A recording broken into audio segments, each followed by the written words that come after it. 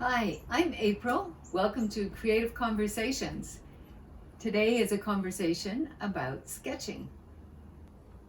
If you enjoyed today's conversation, maybe you'd like to share it so we can increase the number of people in our creative community and having conversations about art and things we love and creative things that we're doing. I will read all your comments. I really enjoy them. And so please do like and share. So drawing is a lot about observation and what you see. When you draw, you can look at something and see the details and record those. So it really improves your ability to see because you have to observe. So I do enjoy drawing from life, sometimes from my imagination, but I do enjoy drawing from life. So life is all different things, and it's not always about being in the prettiest environment. You may have a beautiful jug, coffee cup, something that is part of your everyday life that you can draw, but you can also be somewhere rather boring, on an airplane.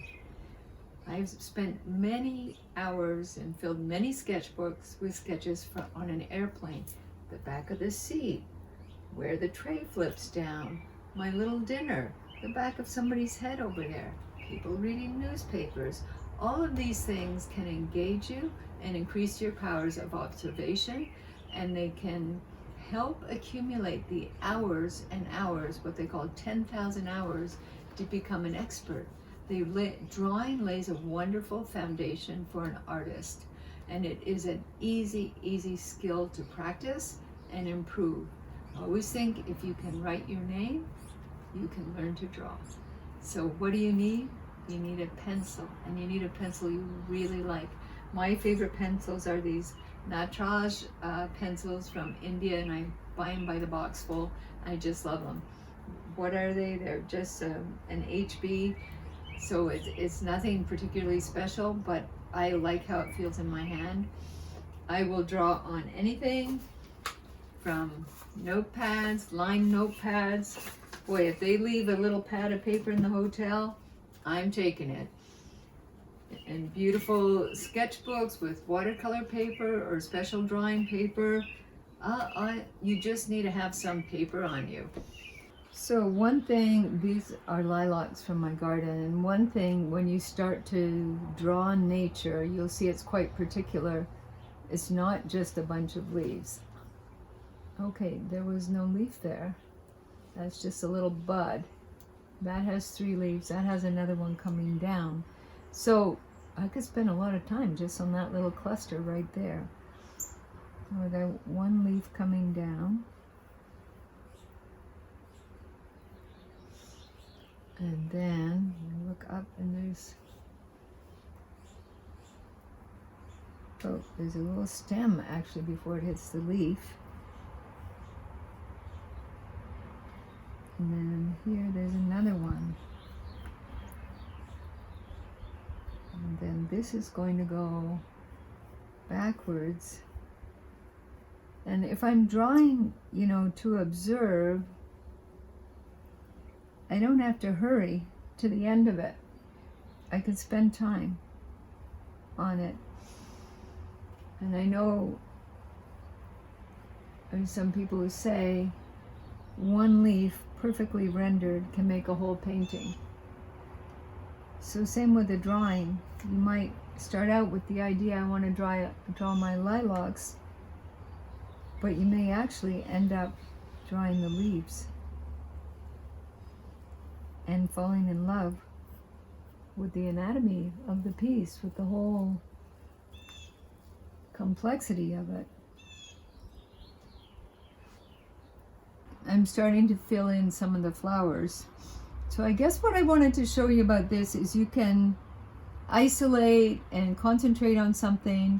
So if you're trying to learn, observation is going to, and being quite connected to whatever you're drawing, if you're drawing a real thing, is really going to increase your ability to draw when you're ready to make a painting or something like that. It's also, if you're doing nature, it makes like a beautiful botanical sketch I always date something, write lilacs, the date, and then if there's anyone there, I'll write with Jess and Cal, and then that'll bring back that whole memory. I have notebooks here from 1993. I look at them, I read the little bit of text and see the sketch, and I'm like, wow, now I remember where I was. It's a great memory.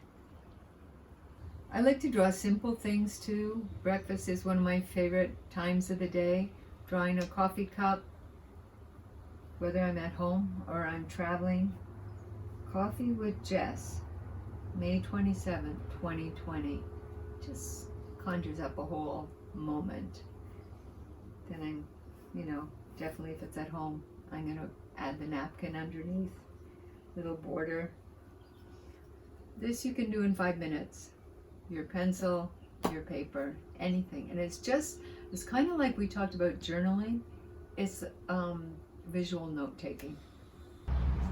Hi, I've just come outside here, outside the little Adirondack room, and definitely drawing in nature is wonderful.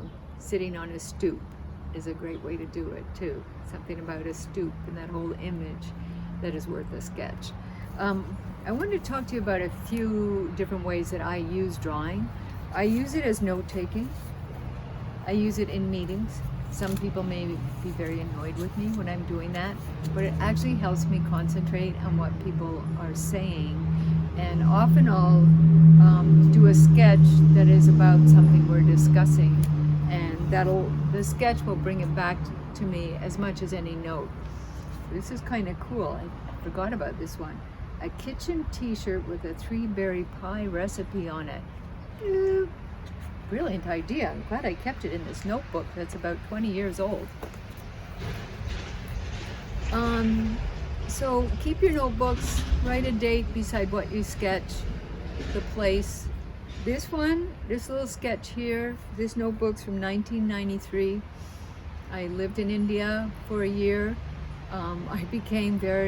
That's when I became a birder, and I became very intrigued by vultures.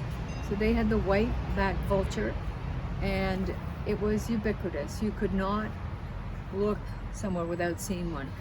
That species is now endangered. There are very few remaining. They caught a disease that was transmitted through cows. But look there's a sketch of the white-backed vultures. How special is that? Vultures and tuxedo crows, white-backed vultures, on the alert, wary, feathers on neck, very raised. They hop, drinking water. And then the date. So it's a simple sketch, but it tells a very big story. So your sketches are yours, and they can tell your story. So I don't know if you're like me, but sometimes I'm in a situation where I feel a little bit of an outsider and a little bit awkward. And a go-to for a lot of people when they feel that way is their phone, scrolling through their photos or looking at something on their phone. So for me, my go-to is a notebook. And it's pretty interesting because then you can maybe start sketching those people that you don't know very well. There might be something interesting in the room, but it gives you kind of a sense of being part of it, but not feeling like an outsider. You feel like an observer. And I always think of Toulouse-Lautrec and him in the bars and cafes, and him drawing the patrons there, and how he was kind of on his own, but he had a role as an observer. So that is a cool thing about sketching. You can be a part of things without having to hold a lot of conversations or know a lot about the people or even have a lot to contribute to the conversation.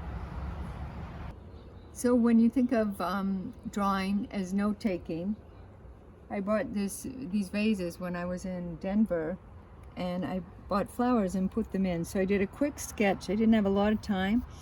Did a quick sketch of the vase, the flowers, close-up of the protea, and then later on I went back and colored in the vase, painted in the vase. So you know, your sketch can hold that memory for you until you have time to paint it.